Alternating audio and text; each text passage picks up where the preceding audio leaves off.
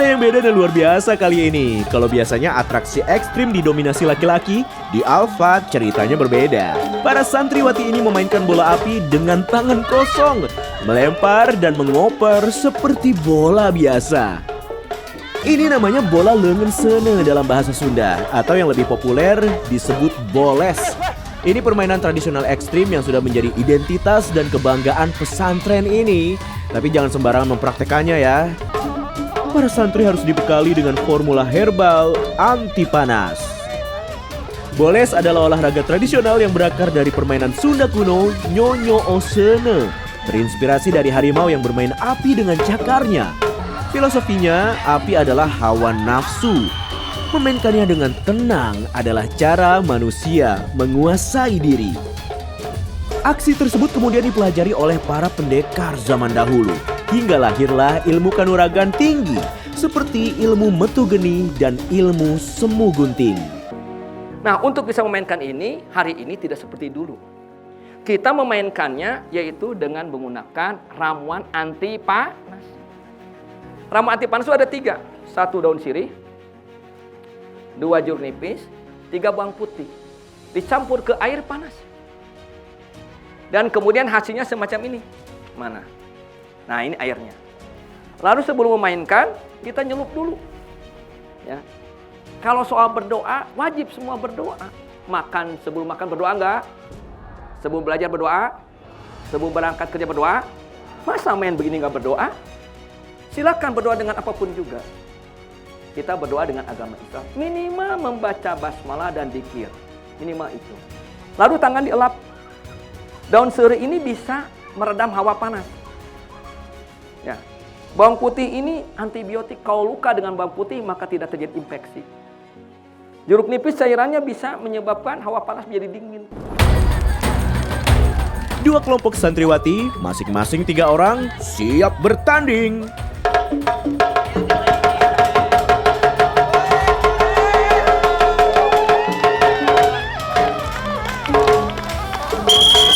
Bola api langsung dilempar membelah udara, perebutan bola secara agresif kembali terjadi. Bola api dioper, diperebutkan hingga satu sentuhan akhir yang presisi. Boom! Bola api masuk ke dalam ring. Luar biasa!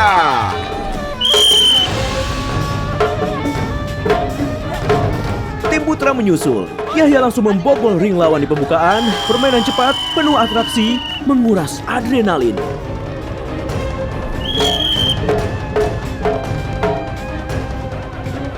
Pada permainan putra, para santri banyak melakukan atraksi, sehingga permainan berjalan jauh lebih cepat dan dinamis. Kerjasama antar pemain benar-benar diuji.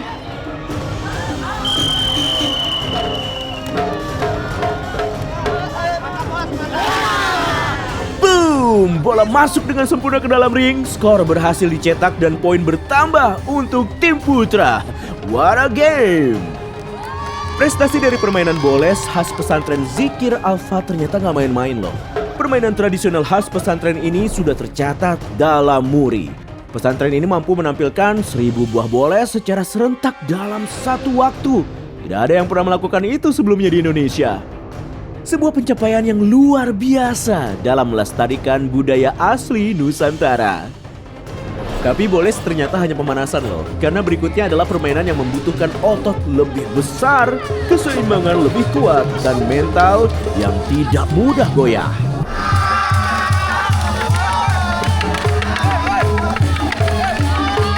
Inilah seni ngagotong lisung, seni yang tercatat dalam naskah kuno kitab Suasit dan sudah menjadi warisan budaya tak benda Jawa Barat. Kisahnya tentang Ki Tupang, sang pendekar Pajajaran, dan istrinya Nyi Centrik yang mengusir perampok dengan lisung yang ngamuk setelah diketuk 3 kali.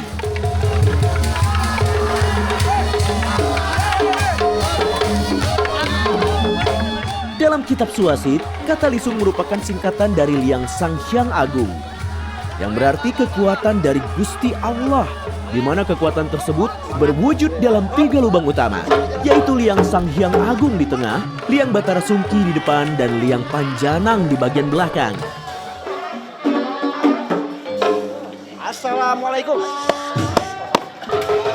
Di pesantren Alphard, lisung ini menjadi 2 permainan. Pertama, lisung ngamuk, Empat pemikul bergerak sesuai kehendak masing-masing sehingga Lisung berontak ke segala arah. Inilah mengapa disebut sebagai Lisung ngamuk.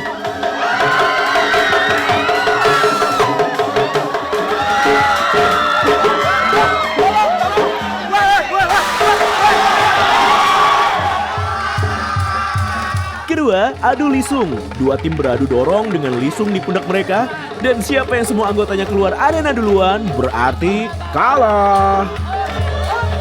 Maka lisung itu bergambar perahu. Ini perhatikan seperti perahu. Perahu itu gambaran suatu negara. Maka negara akan kuat apabila memiliki tiga kekuatan. Kekuatan iman takwa kepada Sang Pencipta. Kekuatan pemimpin, yaitu yang Batar Sungki. Kekuatan rakyat, yaitu menurut kepada aturan hukum yang berlaku, bersatu rakyatnya.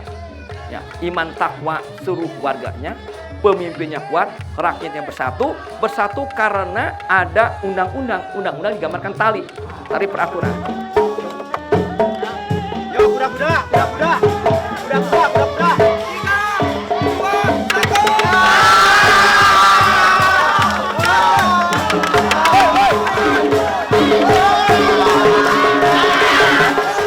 Kedua tim saling mengunci posisi, mereka saling beradu otot dan saling mendorong dengan seluruh tenaga. Di arena ini para santri boleh menggunakan strategi apapun. Misalnya sengaja memutar badan saat terdorong ke belakang sehingga tim lawan justru kehilangan keseimbangan dan terlempar keluar arena.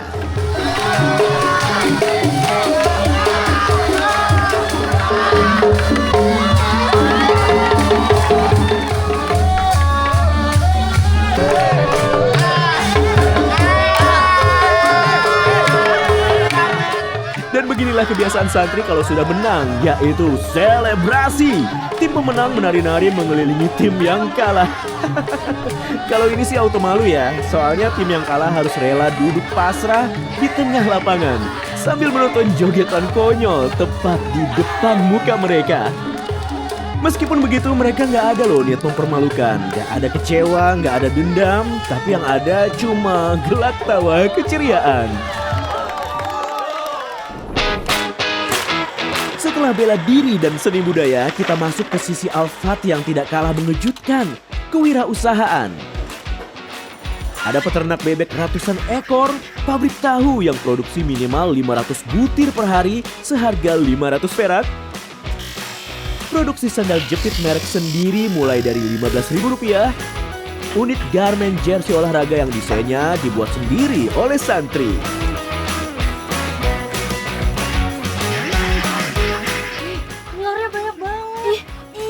Mau digoreng apa mau dibalado nih? Balado sih kayaknya. Oke deh, nanti kita ambil aja ya. Pokoknya ini harus diambil banget nih. Tapi kamu berani nggak?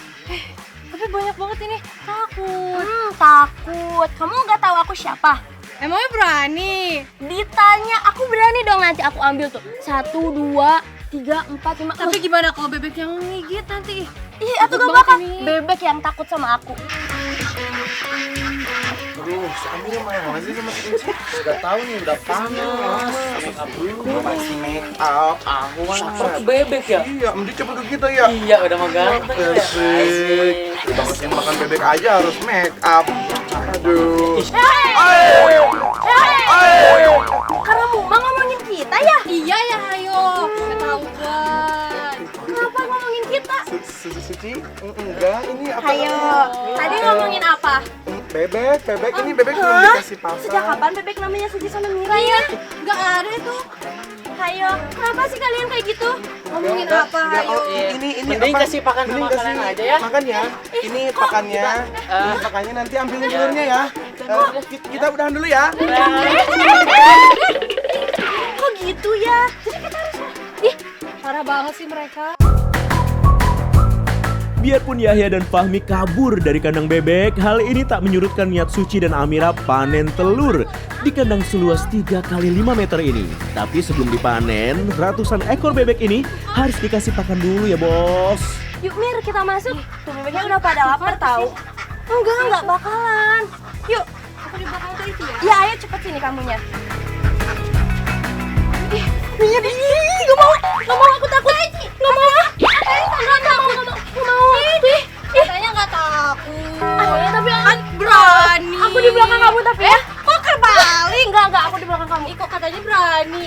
akan mencoba kamu, menguji kamu. Ayo, aku di belakang kamu ya.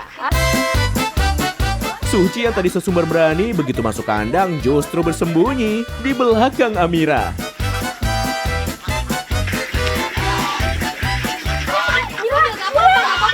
Ini baik. Ini dulu. Banyak banget ini Teh Eci. Itu tangannya. Mira, aku takut, Mira. Gak apa-apa, kita fokus ambil dulu. Mira, kita ambil. Kok jauh ya? Aku gini aja. Ih, aku takut, Mira. Mereka baik Teh Eci. Itu, lihat. Kayaknya ini cukup deh. Tapi yang itu. Tapi misi selesai ya, telur bebek berhasil dipanen. Sementara itu kita lihat yuk nasib Fahmi dan Yahya yang tadi sempat kabur. Tenang, mereka kabur bukan untuk bersantai kok, melainkan langsung mengamankan diri ke pabrik pembuatan tahu Alfat. Tahu yang diproduksi di sini adalah jenis tahu kuning mentah. Fahmi bertugas menggiling biji kedelai.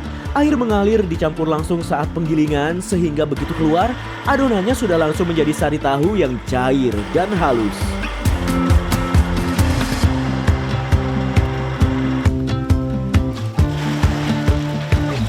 Sari kedelai kemudian disaring untuk memisahkan ampasnya, lalu dimasukkan ke dalam cetakan raksasa. Adonan tahu pun harus dibiarkan selama kurang lebih 30-45 menit. Tujuannya adalah untuk mengeluarkan sisa air sehingga tekstur tahu menjadi lebih padat, kuat, dan tidak mudah hancur saat dipotong. Itu tuh garisnya tuh yang bener tuh, awas dipotong. Ih, maneh mah minum es teh teh mere-mere. Orang sakit tuh hausna tadi. Ih, gawe kieu motongan. Ih, motongan doang. Dah haus kieu ge. Ih, sisakeun. Awas we teh sisakeun di kempesan.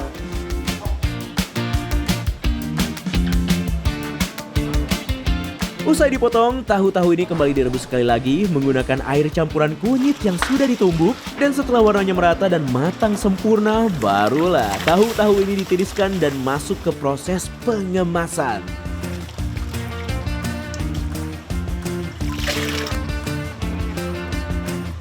Dalam sehari, pabrik ini mampu memproduksi sedikitnya 500 buah tahu kuning. Selain dipakai untuk kebutuhan konsumsi pondok pesantren, tahu-tahu ini juga dijual ke lingkungan sekitar seharga Rp500 per butirnya. Lapar ya? Makanlah. Makan aja ya nih tahunya. Udah mateng nih. Ih, gak mateng ini, gak enak. Mateng yang banyak omongnya. Lah. Enak. Yang bener. Makan. Gak mateng, Udah mateng. Enak juga ya ini ya. Kan kata gue juga enak. Aduh, kok di daharan? Enggak kan? Tegang. Iya, ikan tinggal itu. Aduh. Enggak makan, Si enggak makan. Bobom. Mau dimakan. Juga makan. Udah, sekarang packing. Nanti antar ke warung ya. Iya, siap Kang. Siap. Awas sampai kurang ya. Oh, Iya, siap. Si Fahmi nih idenya emang ada-ada aja ya. Coba kalau nggak ketahuan, bisa-bisa habis berapa banyak tuh. Alfat itu keren, life skill santrinya komplit dan dipersiapkan secara profesional. Tapi bukan Alfat nih namanya, kalau nggak bisa memanfaatkan limbah. Seperti yang kita tahu ya, banyaknya unit usaha seperti peternakan bebek, kambing, dan sapi pasti menghasilkan limbah kotoran yang melimpah. Di tangan para santri Alfat, limbah yang bau ini justru diubah menjadi berkah energi baru terbarukan. Ini dia instalasi Rebisa atau reaktor biointegrated circular Alfat. Sebuah teknologi di mana kotoran organik dimasukkan ke dalam mesin ini untuk difermentasi dan dijadikan produk-produk yang bermanfaat. Ini reaktor saya sendiri yang bikinnya, yaitu dari mana bahan bakunya. Ini semua dari kotoran hewan. Ada kotoran sapi, kotoran ayam, kotoran domba, masuk ke septic tank ini. Kita bikin instalasi, kotorannya itu akan masuk ke instalasi sini, masuk ke septic tank ini. Dari septic tank ini kita fermentasikan, setelah difermentasikan lalu kemudian dipompa ke sini. Dari pompa kemudian masuklah ke tong besar ini. Dari tong besar ini kemudian disaring, disaring kemudian yang cairannya ke sini, yang padatnya ke sebelah. Untuk mempercepat fermentasi ditambahkan gula merah agar mikroorganisme baik bekerja maksimal dan jangan ketinggalan kunyit untuk menekan bau. Setelah difermentasi, reaktor ini akan menghasilkan pupuk padat dan pupuk cair. Pupuk padat biasanya langsung dimanfaatkan sebagai nutrisi utama tumbuhan, sedangkan untuk pupuk cairnya diolah kembali jadi pupuk organik kolam untuk menghasilkan plankton, serta zooplankton sebagai nutrisi ikan alami. Nggak cuma sampai situ aja, sisa limbah kotoran hewan ini juga diolah menjadi brikon atau briket kotoran hewan. Ini nih, inovasi bahan bakar hijau dan terbarukan khas Al-Fat sebagai pengganti minyak dan gas LPG di dapur pesantren.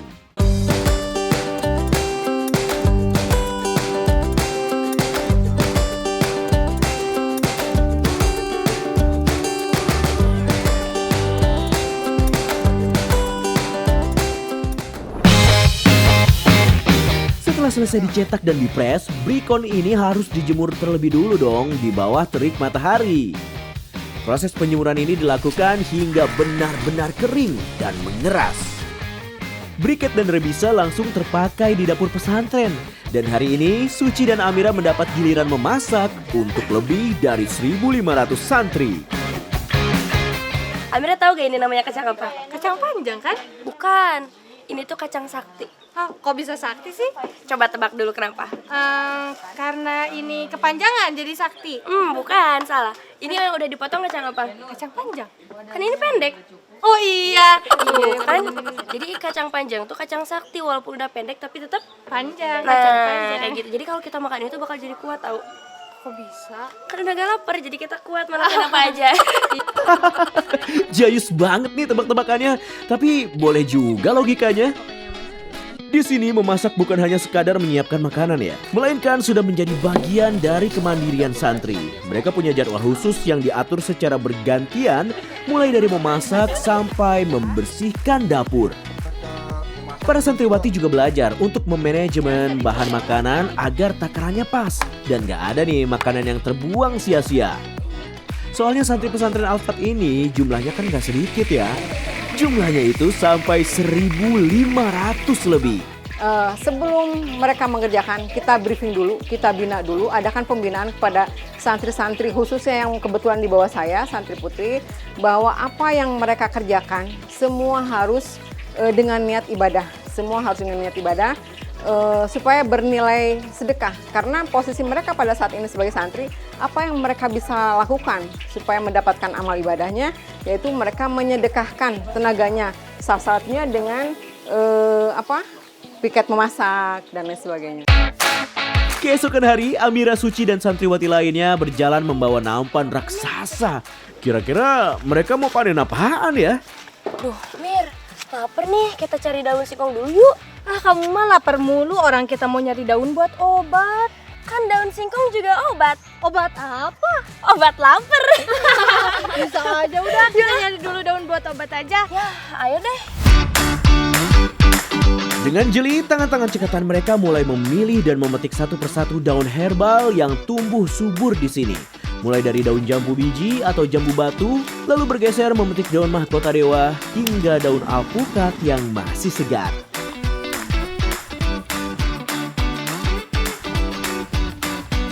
Assalamualaikum. Salam. Bapak, ini kita mau nganterin daun herbal yang tadi kita petik. Oh iya, silakan simpan aja di sini. Nanti Bapak jelasin. Di Al-Fat ada sesuatu yang lebih mengejutkan dari semua yang sudah kita lihat. Patambakan Siliwangi. Ini adalah metode pengobatan etnofarmaka asli Pajajaran yang diwariskan turun-temurun sejak abad ke-17. Seluruh resepnya bersumber dari naskah Sunda kuno yang tersimpan di Museum Prabu Siliwangi. Museum resmi milik pesantren yang sudah bersertifikasi negara. Dalam bahasa Sunda, tamba berarti obat, sehingga pertambakan memiliki arti sebagai tempat mengobati. Secara umum, Kiai Haji Fajar Laksana menggunakan 7 macam daun dan tanaman rimpang untuk meracik ramuan obat. Mulai dari daun sirih, daun mahkota dewa, daun alpukat, daun jambu batu, serta daun kembang sepatu atau daun wera. Kelima daun ini kemudian dikolaborasikan dengan kunyit kuning serta kunyit putih. Seluruh bahan alami tersebut kemudian diolah menjadi serbuk obat herbal siap seduh. Dan tulisan Sunda kuno, ini kitabnya sudah diteliti oleh Brin, ahli filolog. Sudah dibaca oleh filolog, dan kemudian sama seperti yang saya praktekkan. Cuma kemudian ada pengembangan, karena ada obat-obat herbal yang lama-kelamaan sudah hampir punah, kita susah carinya, maka kita cari padanan. Ya, di Sunda asli seperti daun sirih, kunyit, itu ada tata Sunda. Tapi kemudian yang lainnya agak susah dicari, maka kita kemudian ngambil tanaman-tanaman dari kakek saya itu dikembangkan dengan tanaman seperti mahkota dewa yang asalnya dari Papua, tanaman kembang sepatu, ditambah dengan jamu batu, daun jamu batu, daun apuket dan sebagainya, termasuk juga ada daun tapak dara dan sebagainya. Nah, ini buku ini menceritakan bagaimana meramu obat-obat ini dengan tulisannya kuno.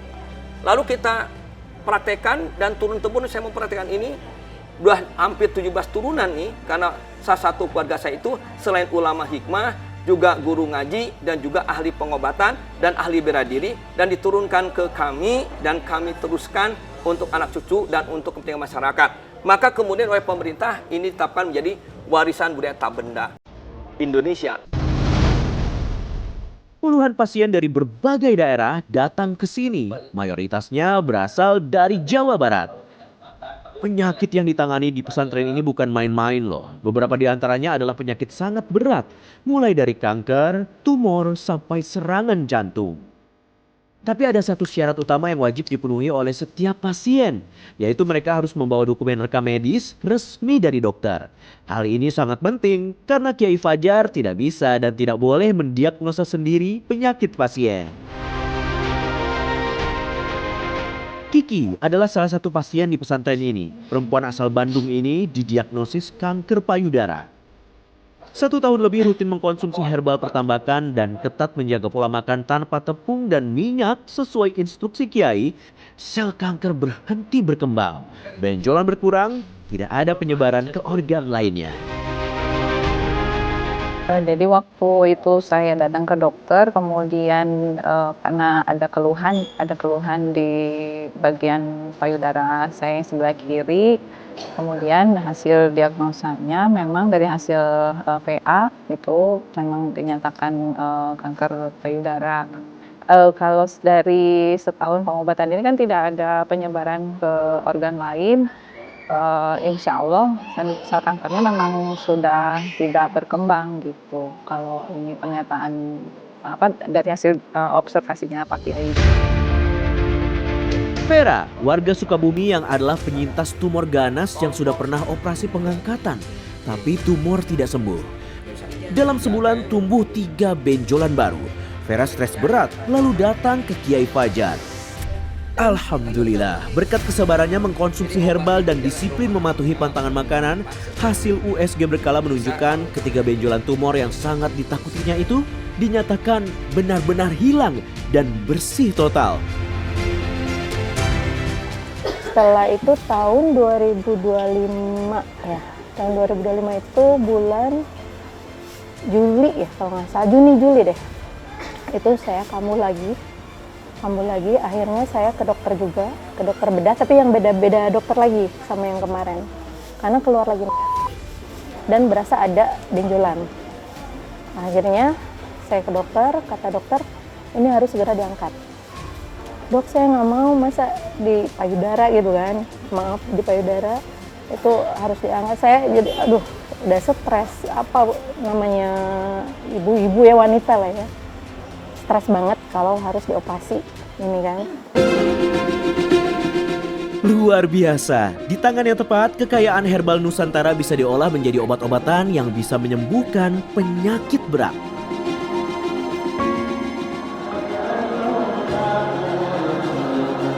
Ini bagian yang mungkin paling mengejutkan dari pesantren Al-Fat. Seluruh pendidikan di sini gratis.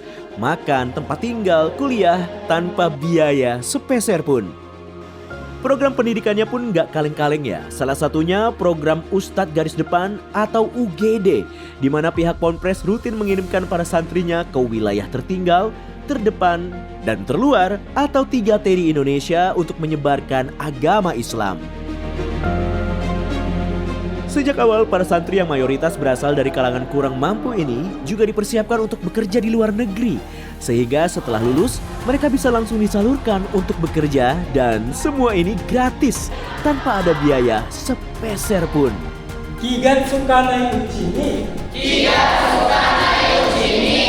Lalu bagaimana menjaga keseimbangan keberlanjutannya? Caranya mudah. Bagi mereka itu setelah kerja wajib mengeluarkan zakat infak kepada lembaga kita. Mereka gratis makan, tinggal, kuliah, semuanya bebas biaya. Lalu kita salurkan kerja, lalu mereka balas budinya bukan membayar, tapi keluarkan kewajiban mereka zakat infak sodakonya ke pesantren ini untuk membiayai yang berikutnya. Setelah bekerja di luar negeri, alumni tidak diminta membayar balik biaya pendidikan, tapi yang diminta adalah zakat, infak, dan sedekah. Uang itu diputar untuk membiayai santri generasi berikutnya. Salah satu bukti nyata dari program ini adalah Siti Sofia Anissa. Di usianya yang masih muda dan baru menduduki bangku kuliah semester 4, Sofia sudah dilepas untuk magang dan bekerja di sektor perhotelan di Turki. Di pondok saya dilatih bahasa, di training selama kurang lebih 7 bulan untuk bahasa Inggris dan bahasa Turkinya juga selama 7 bulan. Nah, juga di sini saya ditrainingkan bekerja di SMA sebagai mentor. Jadi saya sudah mengerti mental bekerja. Untuk biaya keberangkatan ke Turki semua ditalangi terlebih dahulu oleh pihak lembaga pesantren. Nantinya setelah Siti sudah bekerja dan menerima gaji di sana, barulah biaya talangan tersebut dicicil kembali kepada pondok.